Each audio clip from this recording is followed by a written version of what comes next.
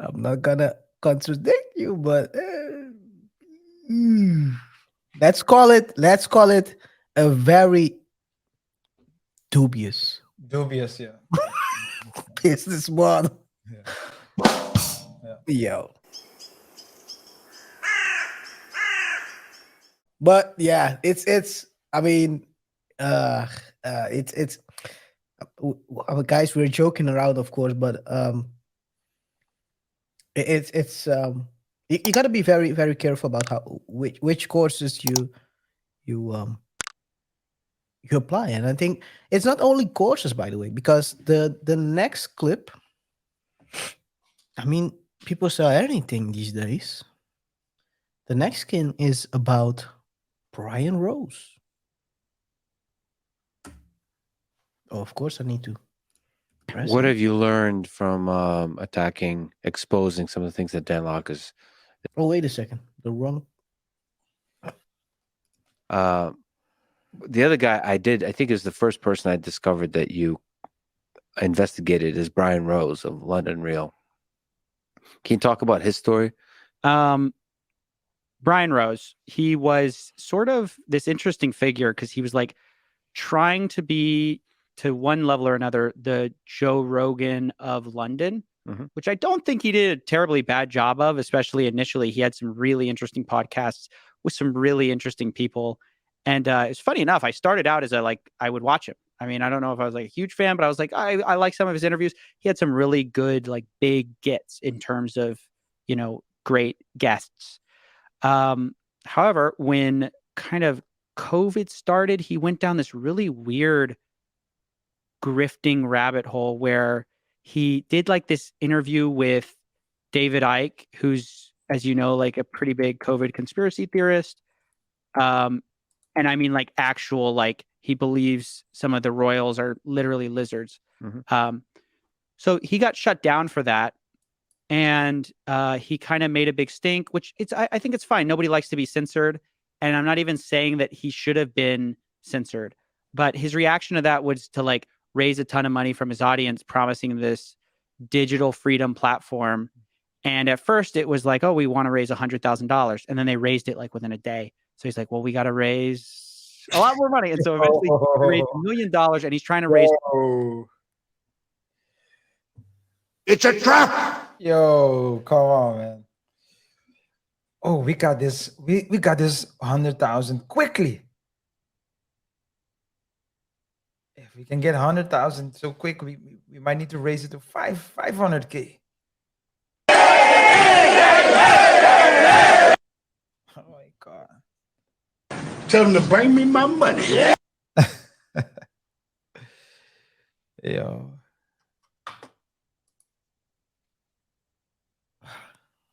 Put Your myself mic. on mute again. Jeez. Yeah, but it's if you think about it, RJ, if you just think about it, it went better than he expected, and he was like, you know what? Let me start hustling these guys, because I know they have money. They have more money than I actually thought. Yeah. But that's the start. It's a slippery slope, right? Definitely. It's a slippery slope.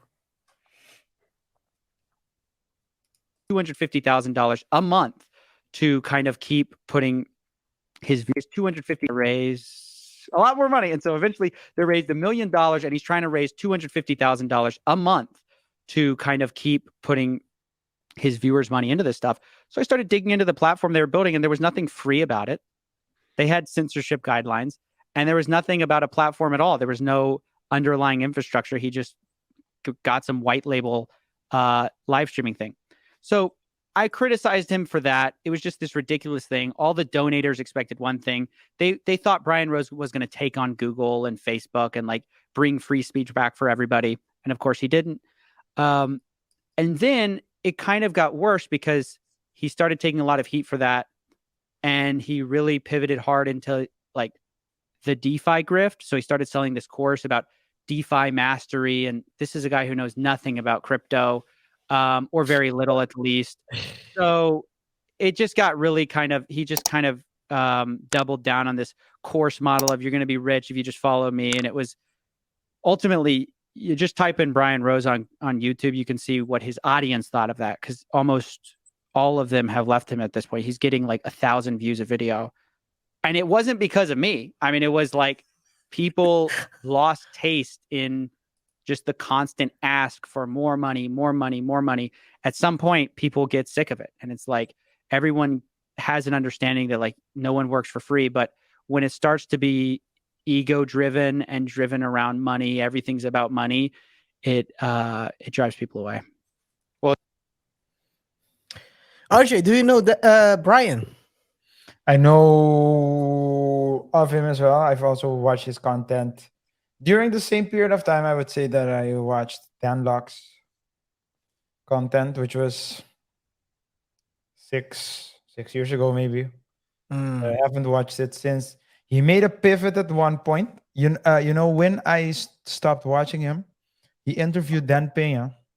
Mm. I don't even know if you recall, but before that, he was a pretty hippie type of person. You know, he was like a hippie person. Mhm. And afterwards, he started. He interviewed Dan Pena. Mhm. Also, I'm also watched. I haven't watched Dan Pena in a while as well, but I like his content as well. Mm. And you had like this tough older guy in Dan Pena and like a really very relaxed Right. Brian sitting across each other, uh, across from one another, and he was telling Dan that he is the way he is now because before that he was more of a corporate guy, but then he stopped because he I don't know what happened, but he didn't really like it anymore. And Dan said, "No, you're that's because I'm gonna paraphrase, but we basically called him a wuss and a snowflake." And after that, then he went to the castle, Dan Peña's famous castle, to one of his seminars that cost, I think, 20,000 K, Mhm. which I wouldn't pay for that either. With 20,000 K, I could do a lot of things. But okay, he did it, and then shortly thereafter, he pivoted. He made a switch. He stopped wearing his hoodies, started wearing three-piece suits like Dan Peña. And to me, it seemed like he was trying to become Dan. Mm. But he can't be Dan because you need to be either you're Dan or you're not. You can't Yeah, then it's different. you can't he's built different. And that's when I started seeing his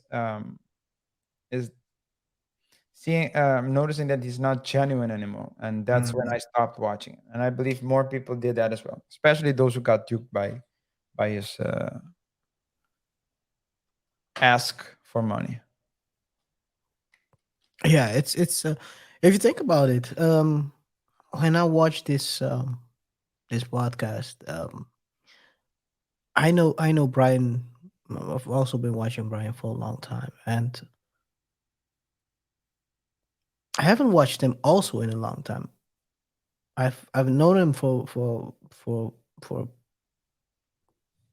I don't know what year, but early days when London Real was just starting up, and if you, I didn't even notice it, but when he said people aren't watching his videos, I went to his channel, RJ. Mm-hmm. And it could be that because people pivoted from his channel to his platform. I'm not sure because I don't know how much numbers they are doing there. But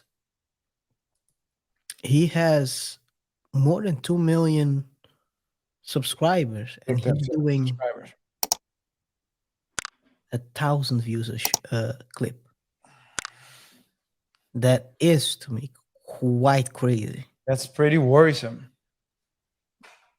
He's 2 million subscribers and you're doing thousand around 1,000, 2,000. Some clips he goes to 30, but But is he still really active?